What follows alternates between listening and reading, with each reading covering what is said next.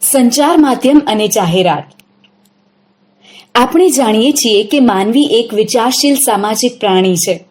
બુદ્ધિ એને મળેલી સૌથી મહત્વની ભેટ છે. મનુષ્ય જ્યારે ભય, સુખ, દુઃખ વગેરે ભાવ અનુભવે છે ત્યારે એને વ્યક્ત કરવા પ્રયત્ન કરે છે. તે પોતાનું સુખ બીજાઓને વહેંચીને સુખમાં વધારો કરે છે, જ્યારે દુઃખને વહેંચીને દુઃખ હળવું કરે છે. એક સ્થળેથી બીજા સ્થળે માહિતી અથવા સંદેશો મોકલવા કે પ્રાપ્ત કરવાની વિસ્તૃત વ્યવસ્થાને સંચાર તંત્ર કે સંચાર માધ્યમ કહેવાય છે. પહેલાના સમયમાં ઢોલ વગાડીને, આગ કે ધુમાડાના સંકેત દ્વારા, ઝંડા લહેરાવીને, મોટા અવાજે બૂમો પાડીને, ચિત્રો અથવા સંકેતો દ્વારા સંદેશો આપવામાં આવતો હતો. આમ ભાષા સાથે ચિત્રલિપિનો વિકાસ શરૂ થયો હશે અને તે રીતે સંદેશો પહોંચાડવામાં આવતો હશે. કેટલીક વખતે પ્રાણીઓ અને પક્ષીઓને સંદેશો પહોંચાડવા માટે ઉપયોગમાં લેવામાં આવતા હતા. શરૂઆતમાં પરિવહનના સાધનો જ સંચારના સાધનો હતા.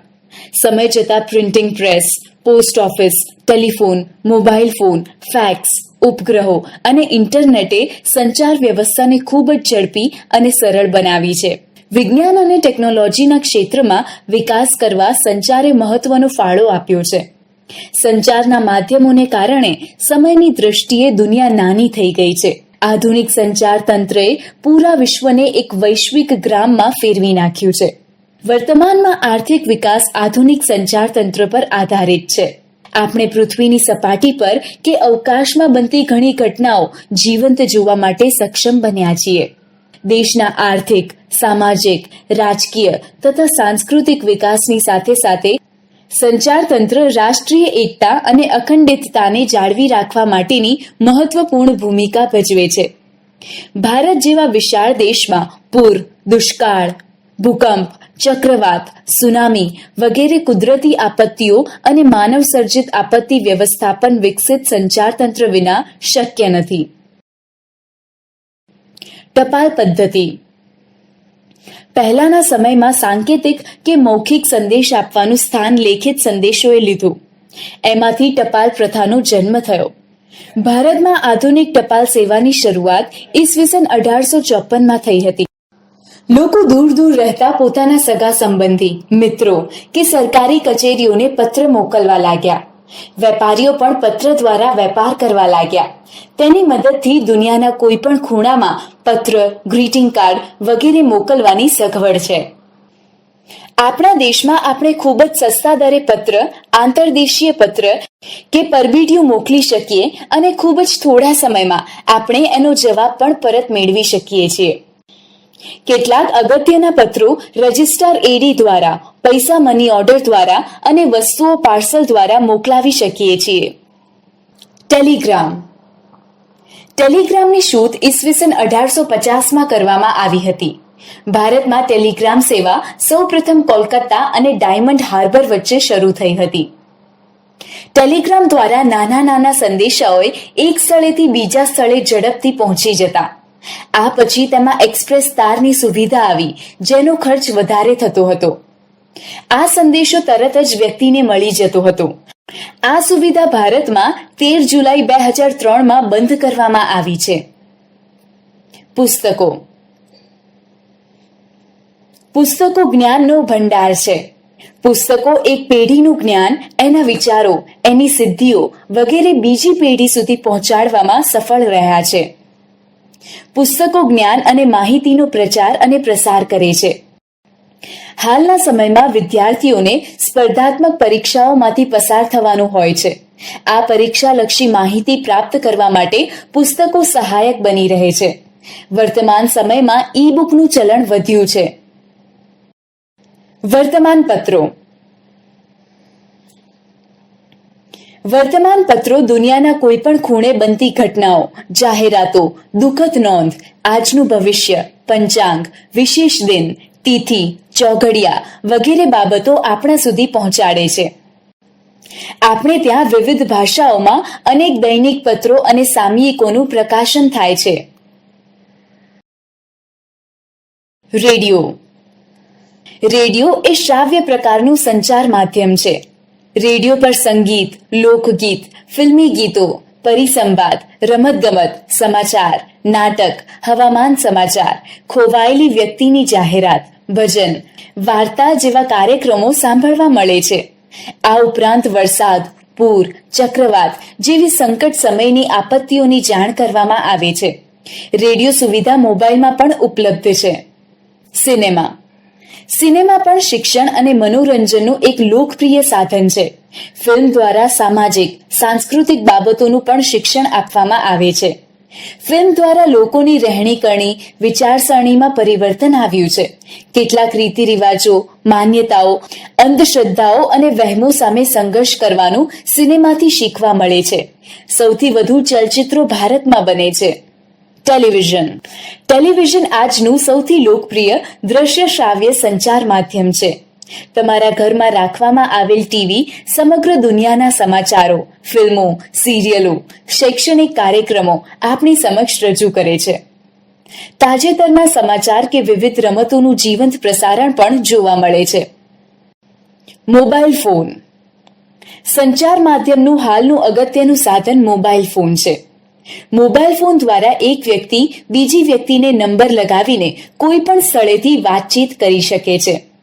મોબાઈલ ફોનમાં ઘડિયાળ, video audio player, torch, calendar, calculator, radio વગેરેની સુવિધા હોય છે.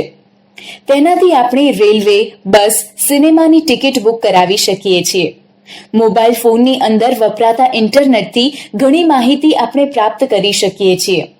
અનેકવિધ સુવિધાઓ માટે વર્તમાનમાં મોબાઈલ ફોન જરૂરી ઉપકરણ બની ગયું છે. કૃત્રિમ ઉપગ્રહ સંચાર માધ્યમ તરીકે કૃત્રિમ ઉપગ્રહ વધુ ઉપયોગી છે. આ કૃત્રિમ ઉપગ્રહ માનવ સર્જિત છે. તેને અવકાશમાં મૂકવામાં આવે છે. પૃથ્વી પરથી અવકાશમાં રોજબરોજના સમાચાર, મોસમની જાણકારી, વિવિધ કાર્યક્રમો આ ઉપગ્રહ દ્વારા પૃથ્વી પરના પરત કોઈ પણ સ્થળના ટેલિવિઝન, કમ્પ્યુટર અને મોબાઈલ ફોન જેવા સાધનોમાં પ્રાપ્ત કરી શકાય છે. પૃથ્વીના પેટાળમાં પાણી, ખનિજ ભંડાર છુપાયેલ છે. તેની માહિતી પણ પ્રાપ્ત કરી શકાય છે. આપણા ઘરથી બીજા સ્થળ વચ્ચેનું અંતર અને રસ્તો જાણી શકીએ છીએ. કૃત્રિમ ઉપગ્રહ દેશના સંરક્ષણ ક્ષેત્રે ખૂબ ઉપયોગી છે. સંચાર માધ્યમ અને ટેકનોલોજી માનવીને તેની ઉત્ક્રાંતિની સાથે સાથે અનેક જરૂરિયાતો ઉદ્ભવી. શરૂઆતમાં પ્રાથમિક જરૂરિયાતો જેવી કે ખોરાક, પાણી અને જાતિનું અસ્તિત્વ ટકાવી રાખવાની બાબત મુખ્ય હતી. સમય જતાં સામાજિક અને સાંસ્કૃતિક બાબતની જરૂરિયાત ઉદ્ભવતા તે માટે સંચાર માધ્યમની આવશ્યકતાઓ વધી. તેથી તેમાં બદલાવ થવા લાગ્યો. પહેલાના સમયમાં ટપાલ વ્યવસ્થા હતી, જેમાંથી telephone, pager, mobile phone, fax જેવી સુવિધાઓ ટેકનોલોજીના માધ્યમથી વધવા લાગી અને તેના કારણે નવા ફેરફારો થવા લાગ્યા. વર્તમાન સમયમાં પણ જોઈએ તો સમાચાર પત્રોમાં પણ ટેકનોલોજીનો ઉપયોગ થવા લાગ્યો. પહેલા પેપર છાપવા માટે અક્ષર ગોઠવવા પડતા હતા. હવે તેની જગ્યાએ કમ્પ્યુટરની મદદથી ટાઈપ કરીને છાપવા માટે આપી શકાય છે. ટેલિફોનમાં પહેલા નંબરો ગોળ ફેરવવા પડતા. એની જગ્યાએ હવે સીધા નંબર દબાવીને આપણે બીજી વ્યક્તિનો સંપર્ક સાધી શકીએ છીએ. નવી શોધ વોકી ટોકીની થઈ. તેનો ઉપયોગ પોલીસ વધુ પ્રમાણમાં કરે છે. માનવી જેટલી ઝડપથી વિચારે છે તેટલી ઝડપથી તેનો પ્રચાર કે પ્રસાર કરી શકે છે. સંચાર માધ્યમના સાધનો જેવા કે TV, radio, projector, computer, mobile phone જેવા સાધનો ટેકનોલોજીના માધ્યમથી આવ્યા અને તેમાં રોજબરોજ ફેરફાર થતા રહ્યા છે. હવે વ્યક્તિ એકબીજાને મોબાઈલ ફોન કે કમ્પ્યુટર દ્વારા પ્રત્યક્ષ જોઈ શકે છે અને વાતચીત પણ કરી શકે છે. આપણે લખેલા કાગળો, ઈમેલ કે ફેક્સ દ્વારા તરત જ બીજી જગ્યાએ પહોંચાડી શકીએ છીએ. ટેકનોલોજીના ઉપયોગથી સંચાર માધ્યમનો વિકાસ વધુને વધુ થયો છે. ટેલિવિઝનના કાર્યક્રમમાં પણ ફેરફાર થવા લાગ્યા છે. કૃત્રિમ ઉપગ્રહ દ્વારા કૃષિ ક્ષેત્રની માહિતી ઝડપથી અને સચોટ મેળવી શકાય છે. સમાચારો, ફિલ્મો, સિરિયલો, શૈક્ષણિક કાર્યક્રમો, જાહેરાતો, આ ઉપરાંત પૂર, ભૂકંપ, વાવાઝોડું જેવી બાબતોની માહિતી પ્રાપ્ત કરી શકાય છે. વ્યક્તિ સંચાર માધ્યમના સાધન તરીકે મોબાઈલ ફોનનો ઉપયોગ ફક્ત વાતચીત માટે જ નહીં, પરંતુ સંદેશાની આપ-લે માટે પણ છે.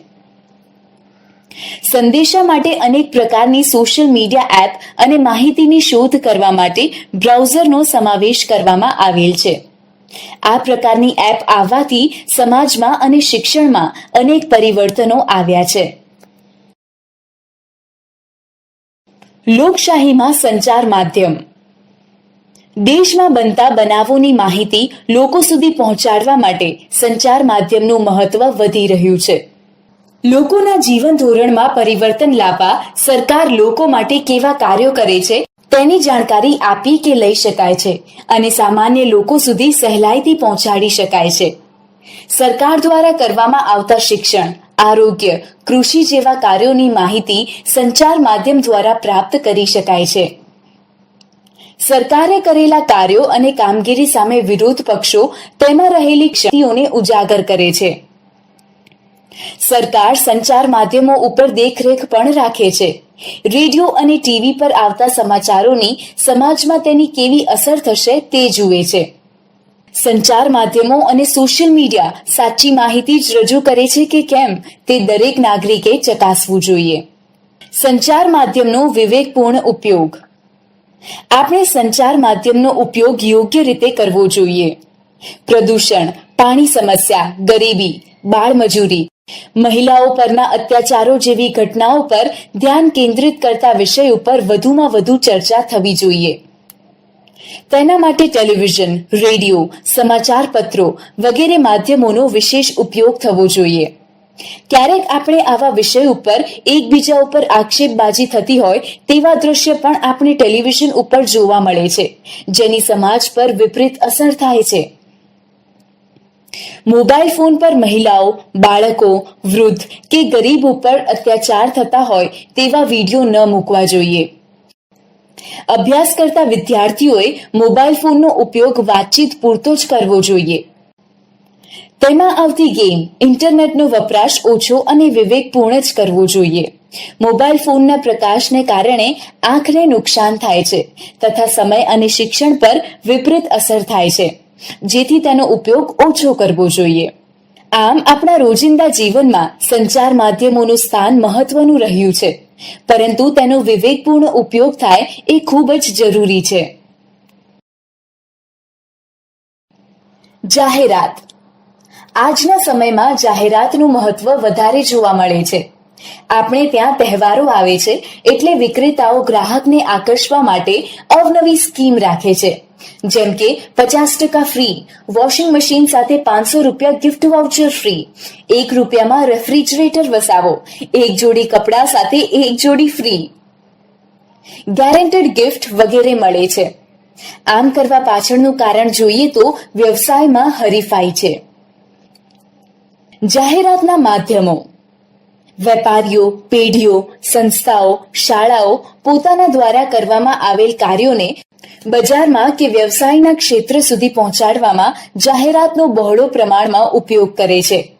બાળકો, તમે ટીવી જોતા હશો ત્યારે ચેનલમાં આવતા પ્રોગ્રામની વચ્ચે જાહેરાત આવે છે, ખરું ને? ભીંતચિત્રો, radio, cinema, television, banner, mobile phone, telephone, પત્રિકા, ખરીદીના થેલા, બસ સ્ટેન્ડના બાંકડા, મેગેઝીન, અખબારો, બસ કે ટ્રેનની સાઈડ ઉપર સંગીતના સાધનો, લાઇટ બિલ, વેરા બિલ વગેરે જાહેરાતોના માધ્યમો છે. જાહેરાતના ફાયદા, ગેરફાયદા. વિક્રેતાએ માલનું વેચાણ વધારવું હોય તો જાહેરાત કરવી પડતી હોય છે. ફાયદાઓ. વસ્તુની ગુણવત્તાની ચકાસણી અને ખાતરી કરી શકાય છે. વસ્તુ પર છાપવામાં આવેલ કિંમતને જાણી શકાય છે. વસ્તુની સામાન્ય માહિતી વ્યક્તિ સુધી સારી રીતે પહોંચાડી શકાય છે. ગેરફાયદાઓ. જાહેરાત પાછળ નાણાંનો ખૂબ જ ખર્ચ થતો હોય છે અને તેનું ભારણ ગ્રાહકને ભોગવવું પડતું હોય છે. જાહેરાત કરનાર વ્યક્તિ જે વસ્તુનો પ્રચાર કરે છે તે વસ્તુ કદાચ પોતે વાપરતા ન હોય એવું પણ બને છે. જાહેરાતના આધારે ખરીદી કરવામાં આપણે ક્યારેક છેતરાઈ પણ જઈએ છીએ. ટીવી પર દર્શાવવામાં આવતી જાહેરાત જોઈને ક્યારેક આપણે મનમાં ક્ષોભ અનુભવીએ છીએ, કારણ કે દરેક વસ્તુ આપણે ખરીદી શકતા નથી. બાળકો કે વડીલોને અપાવી શકતા નથી એવો અનુભવ થાય છે. દેખાદેખીનું ચલણ વધી જાય છે. જાહેરાતથી સાવધાન. ખોટી કે લોભામણી જાહેરાતથી સાવધાન રહેવું જોઈએ. ચિત્ર કે પોસ્ટર અથવા વિડીયો દ્વારા દર્શાવવામાં આવતી વસ્તુની ચકાસણી કરી ખરીદી કરવાનો આગ્રહ રાખવો જોઈએ. સામાજિક, આર્થિક, સાંસ્કૃતિક કે ધાર્મિક બાબતોને નિષેધાત્મક અસર કરતી હોય તેવી જાહેરાતોને પ્રોત્સાહન આપવું નહીં અને તે પ્રત્યે સરકારનું ધ્યાન દોરવું જોઈએ. જાહેરાતના સામાજિક મૂલ્યો. આજે જાહેરાત સામાજિક અને સાંસ્કૃતિક જીવનનો મુખ્ય ભાગ બની ગઈ છે. આપણે જે જાહેરાત જોઈએ છીએ તેની ચર્ચા સમાજમાં કરવામાં આવતી હોય છે. સરકાર દ્વારા સમાજના ઉત્થાન માટે જાહેરાતો કરવામાં આવે છે, જેમ કે બાળ લગ્ન ન કરવા, આરોગ્ય, વસ્તી નિયંત્રણ, દીકરીને શિક્ષણ આપો, બાળકોને કુપોષણથી બચાવો વગેરે જાહેરાતો દ્વારા એનો વિશેષ ફેલાવો કરીને સામાજિક જાગૃતિ લાવી શકાય છે. જાહેરાત અને લોકશાહી. લોકશાહી રાષ્ટ્રોમાં ઘણું કરીને સંચાર માધ્યમો સ્વતંત્રતા ધરાવે છે.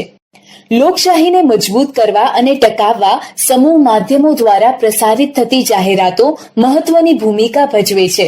જેમ કે લોકશાહીમાં લોક કલ્યાણ કેન્દ્ર સ્થાને છે. જાહેરાતો દ્વારા સરકાર લોક કલ્યાણની યોજનાઓનો ખ્યાલ લોકો સુધી પહોંચાડે છે.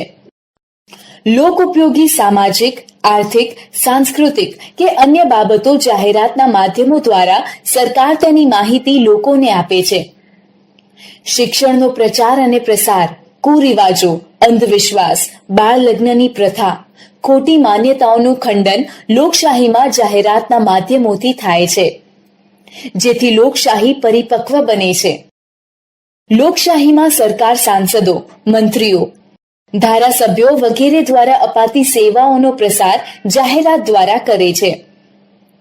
સરકાર દ્વારા આરોગ્ય વિષયક જળ બચાવો, બેટી બચાવો, બેટી પઢાવો, સ્વચ્છતા અભિયાન વગેરે લોકશાહી પોષક પરિબળોને જાહેરાતના માધ્યમ દ્વારા ઉજાગર કરે છે.